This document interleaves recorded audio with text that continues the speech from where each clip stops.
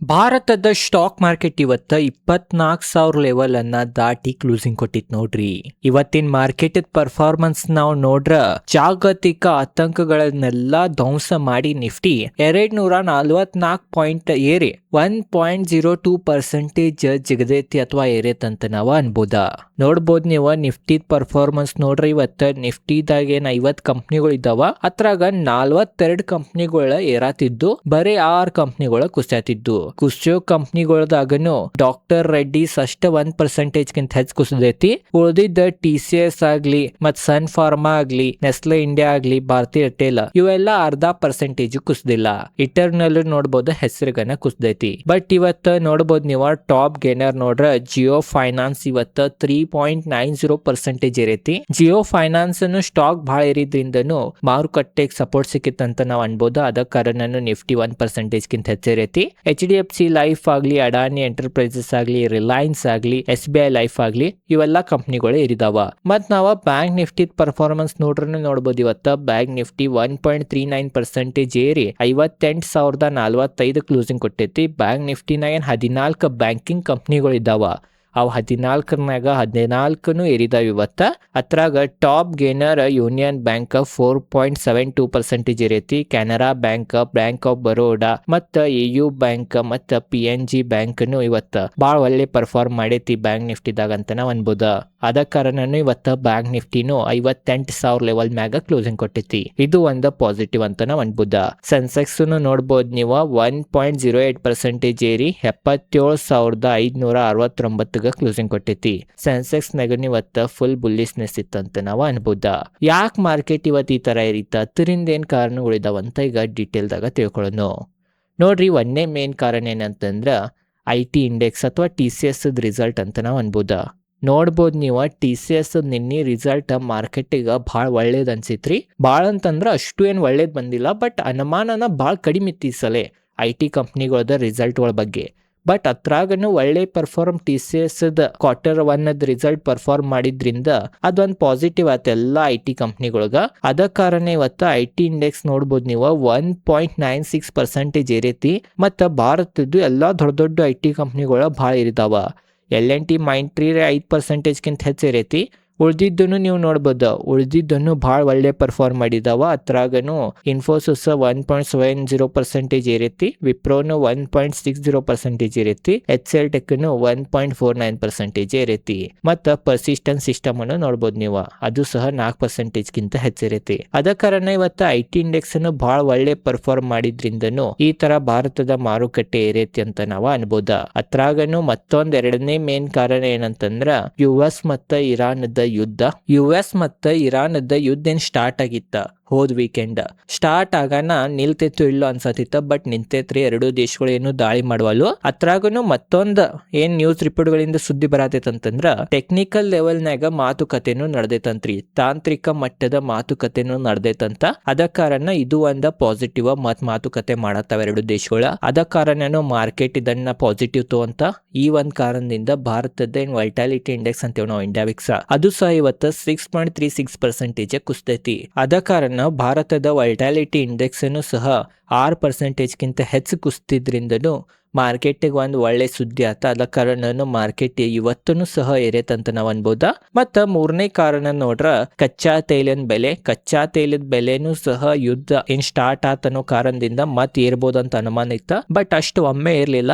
ಮತ್ತ ನೋಡ್ಬೋದು ನೀವು ಕ್ರೂಡ್ ಆಯಿಲ್ ಬೆಲೆನೂ ಸಹ ಈಗ ಕುಸಿಯಾತೈತಿ. WTI ಕ್ರೂಡ್ ಆಯಿಲ್ ನೋಡ್ಬೋದು ನೀವು $71 ಬಂದೈತಿ. ಬ್ರೆಂಟ್ ಕ್ರೂಡ್ ಆಯಿಲ್ ಅನ್ನು $76 ಬಂದೈತಿ. ಕ್ರೂಡ್ ಆಯಿಲ್ ಬೆಲೆನೂ ಈಗ ಸದ್ಯ ಮತ್ ಕುಸಿದ್ರಿಂದನು ಭಾರತದ ಆರ್ಥಿಕತೆಗ ಮಾರುಕಟ್ಟೆಗೆ ಪಾಸಿಟಿವ್ ಆತ. ಯಾಕೆ ಪಾಸಿಟಿವ್ ಆತಂತ ಹಲವಾರು ಸಲ ಹೇಳೇನಿ, ಇನ್ನೊಂದ್ಸಲ ಹೇಳ್ತೇನೆ ತಿಳ್ಕೊರಿ. ಭಾರತ ಹತ್ರದ 80 to 90% ಆಯಿಲ್ ಇಂಪೋರ್ಟ್ ಮಾಡ್ಕೋತೈತಿ. ಎಷ್ಟು ಆಯಿಲ್ ಬೆಲೆ ತುಟ್ಟಿ ಆಗ್ತೈತಿ ಅಷ್ಟು ಭಾರತಗ ನೆಗೆಟಿವ್ ಪಾಯಿಂಟ್.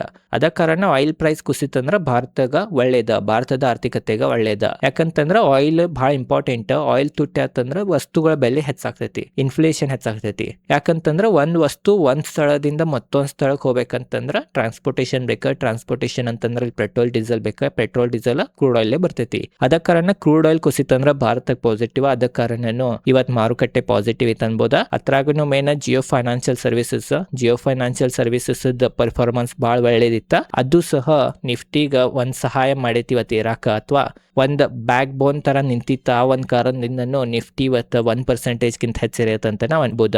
ಇವತ್ ಮಾರ್ಕೆಟ್ ಮತ್ತೆ ಯಾಕೆ ಅನ್ನಕ್ ಮತ್ತೊಂದ್ ಕಾರಣ ನಾವ್ ನೋಡ್ರ FIs ಬೈಯಿಂಗ್ ಸೆಲ್ಲಿಂಗ್ ಅಂತ ನಾವ್ ಅನ್ಬೋದ.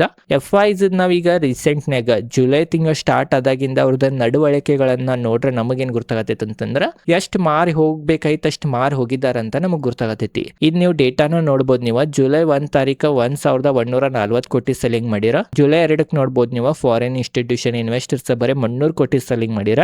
ಆಮ್ಯಾಗ ಬಾಯಿಂಗ್ ಬಂತ ಕಂಟಿನ್ಯೂ 1, 2, 3, 4 ದಿನ ಬಾಯಿಂಗ್ ಬಂತ. ನಿನ್ನೆ ದಿನ ಸೆಲ್ಲಿಂಗ್ ಬಂತ, ಬಟ್ ಬರೀ 532 ಕೋಟಿದ ಸೆಲ್ಲಿಂಗ್ ಬಂದೈತಿ. ಅಂದ್ರೆ ಸೆಲ್ ಮಾಡತ್ತಾರ, ಬಟ್ ಒಮ್ಮೆ ಏನ್ ಮೊದಲ ಹೈ ವಾಲ್ಯೂಮ್ನಾಗ ಏನ್ ಸೆಲ್ಲಿಂಗ್ ನಡೆಯತಿತ್ತ ಆ ತರ ಈ ಹೈ ವಾಲ್ಯೂಮ್ನಾಗ ಸೆಲ್ಲಿಂಗ್ ನಡೆಯುವತ್ತ. ಬಟ್ ಬಾಯಿಂಗ್ ಬಂದ್ರ ಒಳ್ಳೆ ಬಾಯಿಂಗ್ ಬರತೈತಿ 1,000 ಕೋಟಿಗಿಂತನೂ ಹೆಚ್ಚ.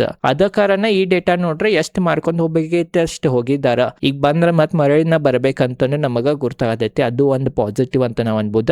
ಅದು ಒಂದು ಸಹ ಮಾರುಕಟ್ಟೆಗೆ ಸಪೋರ್ಟ್ ಕೊಡತೈತಿ ಅಂತ ನಾವ್ ಅನ್ಬೋದ. ಅದ್ರಾಗನು ಮತ್ತೊಂದೇನಂತಂದ್ರೆ 24,000 ಲೆವೆಲ್ ಅನ್ನ ಇವತ್ ಮಾರ್ಕೆಟ್ ಮುಡ್ದಿದ್ರಿಂದ ಯಾರ್ಯಾರು 24,000 ಲೆವೆಲ್ಗ ಫುಲ್ ಶಾರ್ಟ್ ಪೊಸಿಷನ್ ಗಳನ್ನ ತಗೊಂಡ್ ಕುಂತಿರ್ತಾರ ಮಾರ್ಕೆಟ್ ಕುಸ್ಯಾಕ, ಅವರು ಸಹ ಅವ್ರದ್ದು ಪೊಸಿಷನ್ ಗಳನ್ನ ಚೇಂಜ್ ಮಾಡಿರ್ಬೋದ ಅಥವಾ ತಕೊಂಡಿರ್ಬೋದ. ಅದು ಸಹ ಒಂದು ಹೆಲ್ಪ್ ಮಾಡಿತ್ತು ಮಾರ್ಕೆಟ್ಗ.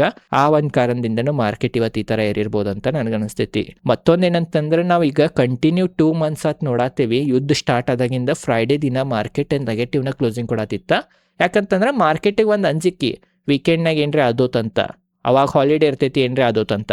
ಬಟ್ ಇವತ್ತು ಅದ್ ಕಾಣ್ಲಿಲ್ಲ. ಫ್ರೈಡೆ ಇದ್ರೂ ಮಾರ್ಕೆಟ್ ಬುಲ್ಲಿಶನ ಕ್ಲೋಸಿಂಗ್ ಕೊಟ್ಟಿತ್ತಂದ್ರ ಇದು ಒಂದು ಒಳ್ಳೆ ಸುದ್ದಿನ ಅಂತ ನಾವು ಅನ್ಬೋದ. ಮೇನ್ ಏನಂತಂದ್ರೆ ಈಗ ಭಾರತದ ಮಾರುಕಟ್ಟೆ ಯುದ್ಧನ್ನ ಇಗ್ನೋರ್ ಮಾಡತೈತಿ. ಕ್ರೂಡ್ ಆಯಿಲ್ ಅನ್ನು ಸಹ ಮೊದಲು ಎಷ್ಟು ಇರಿತ್ $100 ಮ್ಯಾಗದು, ಈಗ ಅದು ಸಹ ಕೆಳಗೈತನ ಯುದ್ಧ ಇಗ್ನೋರ್ ಮಾಡತೈತಿ ಮಾರುಕಟ್ಟೆ. ಈಗ ಮಾರುಕಟ್ಟೆ ಭಾರತದ ಅರ್ನಿಂಗ್ಸ್ ದಮ್ ಮ್ಯಾಗ ವ್ಯಾಲ್ಯೂಯೇಷನ್ ದಮ್ ಮ್ಯಾಗ ಏರಾತೈತಿ ಅಂತ ನಾವು ಅನ್ಬೋದ. ನಿನ್ನೆ TCS ಅರ್ನಿಂಗ್ಸ್ ಮಾರುಕಟ್ಟೆಗೆ ಒಳ್ಳೇದ್ ಅನ್ಸಿತ್ತ. ಅದ ಕಾರಣ ಇವತ್ತು IT ಕಂಪ್ನಿಗಳು ಪರ್ಫಾರ್ಮ್ ಮಾಡಿದ್ದು, ಅದ ಕಾರಣ ಮಾರ್ಕೆಟ್ ಸಪೋರ್ಟ್ ಸಿಕ್ಕಿತ್ತು. ಇದು ಒಂದು ಪಾಸಿಟಿವ್ ಅನ್ಬೋದ. ಮತ್ತ ಭಾರತದ ಮಾರುಕಟ್ಟೆದ ವ್ಯಾಲ್ಯೂಯೇಷನ್ ಚೀಪ್ ಆಗಿದ್ರಿಂದನು ಮಾರ್ಕೆಟ್ಗೆ ಸಪೋರ್ಟ್ ಸಿಗತೈತಿ. ಇವು 2 ಕಾರಣದಿಂದ ಮಾರುಕಟ್ಟೆ ಸಪೋರ್ಟ್ ಸಿಗತೈತ್ಲಾರಿ. ಅದ ಕಾರಣ ಇದು ಒಂದು ಒಳ್ಳೇದನ ಅಂತ ನಾವ್ ಅನ್ಬೋದ. ಮತ್ತ ಇವು 2 ಕಾರಣದಿಂದ ಮಾರ್ಕೆಟ್ ಸಪೋರ್ಟ್ ಸಿಕ್ಕರ ಬಾಳ ಸ್ಟ್ರಾಂಗ್ ಮಾರ್ಕೆಟ್ ಐತಂತನೂ ನಾವ್ ಅನ್ಬೋದ. ಯಾಕಂದ್ರೆ ಮಾರ್ಕೆಟ್ ಲಾಂಗ್ ಟರ್ಮ್ ನಾಗ ವ್ಯಾಲ್ಯೂಯೇಷನ್ ಮ್ಯಾಗ ಮತ್ತು ಅರ್ನಿಂಗ್ಸ್ ಮ್ಯಾಗನ ಇರ್ತೈತಿ. ಅದ ನೋಡಿಗ ಮಾರ್ಕೆಟ್ ಇರತೈತಿ. ಯುದ್ಧನ ಈಗ ಸದ್ಯ ಇಗ್ನೋರ್ ಮಾಡತೈತಿ. ಬಟ್ ಯುದ್ಧ ಯಾರ ಕೈಯಾಗೂ ಇಲ್ಲ. ಮತ್ತೇನ್ರ ಈ ವೀಕೆಂಡ್ ನಾಗ ಸ್ಟಾರ್ಟ್ ಆದ್ರ ಮತ್ ಮಾರುಕಟ್ಟೆ ದಿಕ್ಕ ಉಲ್ಟಾನು ಆಗ್ಬೋದ. ಅದ ಕಾರಣ ಅದನ್ನ ನಾವೇನ್ ಮಾಡಕ್ ಬರಂಗಿಲ್ಲ. ಬಟ್ ಅರ್ನಿಂಗ್ಸ್ ಅದು ಏನ್ ಅನುಮಾನ ಐತಿ ಅದರಷ್ಟ ಅಥವಾ ಅದಕ್ಕಿಂತ ಚಲೋ ಬರೋದ್ರಿಂದ ಒಳ್ಳೇದನ್ನ ಅನ್ಬೋದ. ಆದ್ರೂ ಇನ್ನ ಭಾಳ ಕಂಪ್ನಿಗಳದ ಅರ್ನಿಂಗ್ಸ್ ಬರ್ಬೇಕ. ಏನ್ರಿ ಈಗ ಮುಂದ್ ಬರೋ Q1 ಅರ್ನಿಂಗ್ಸ್ ಏನಿದಾವ್ ಬೇರೆ ಬೇರೆ ಕಂಪ್ನಿಗಳದ ಅವ್ರದ್ದು ಸಹ ಅನುಮಾನಕ್ಕಿಂತ ಒಳ್ಳೇದ್ ಬಂತ ಅಥವಾ ಅನುಮಾನ ಎಷ್ಟಿತ್ತು ಅಷ್ಟೇ ಏನ್ರಿ ಬಂತಂದ್ರ ಮತ್ತನು ಮಾರುಕಟ್ಟೆ ಇರೋ ಸಂಭಾವನೆ ಬಹಳ ಹೆಚ್ಚೈತಿ. ಅದ ಕಾರಣ ನೋಡ್ಬೇಕ್ರಿ. ಮೇನ್ ಈಗ ಮಾರುಕಟ್ಟೆಗೆ ಉಳಿದಿದ್ದೇನು ಸಮಸ್ಯೆ ಇಲ್ಲ. FIs ಮರಳಿ ಬರ್ಬೇಕ ಮತ್ತ ಯುದ್ಧ ಫುಲ್ ನಿಲ್ಬೇಕ. ಅನ್ಸರ್ಟನಿಟಿ ಇರಬಾರ್ದ. ಇವ್ರು ನಿಲ್ಸಾತಾರ ಮತ್ ಒಂದ್ ವಾರಲೆ ಸ್ಟಾರ್ಟ್ ಮಾಡತ್ತಾರ ಮತ್ ಮಾರ್ಕೆಟ್ ದಿಕ್ಕ ಚೇಂಜ್ ಆಗತೈತಿ. ಆ ತರ ಆಗ್ಬಾರ್ದ. ಇವ್ 2 ಅನ್ಸರ್ಟನಿಟಿ ಬಿಟ್ರ ಉಳಿದಿದ್ದೆಲ್ಲ ಒಳ್ಳೇದೈತಿ. ಮೇನ್ Q1 ರಿಸಲ್ಟ್ಗಳ ಮ್ಯಾಗ ನಾವು ಫೋಕಸ್ ಮಾಡ್ಬೇಕ. ಯಾಕಂದ್ರೆ ಇದು ರಿಸಲ್ಟ್ ದ ಸೀಸನ್ ನಡೆದಿದ್ರಿಂದ ಇದ್ರ ಬಗ್ಗೆನೂ ನಿಮಗ್ ಗುರ್ತಾ ಇರ್ಬೋದು ಅಂತ ನನಗನಿಸ್ತೈತಿ. ಓವರ್ ಆಲ್ ಇದೈತಿ ಇವತ್ತಿನ ಈ ವಿಡಿಯೋನ ಎಲ್ಲಾ ಡೀಟೇಲ್ ನಿಮಗ್ ಗುರ್ತಾ ಇರ್ಬೋದು ಅಂತ ನನಗನಿಸ್ತೈತಿ. ಮತ್ತೊಂದೇನಂತಂದ್ರೆ ನಾ ಈ ತರ ನ್ಯೂಸ್ಗಳನ್ನ ಹೇಳಂಗಿಲ್ಲ. ಡೀಟೇಲ್ದಾಗ ಸ್ಟಾಕ್ ಮಾರ್ಕೆಟ್ ಬಗ್ಗೆ ಕಲಿಸುತ್ತೇನ. ಅದ ಕಾರಣ ನಾನು ಹಿಂದಿನ ವಿಡಿಯೋಗಳನ್ನ ಹೋಗಿ ನೋಡ್ಬೋದು. ನೀವು ಭಾಳ ಒಳ್ಳೆ ವಿಡಿಯೋಗಳು ಇದಾವ.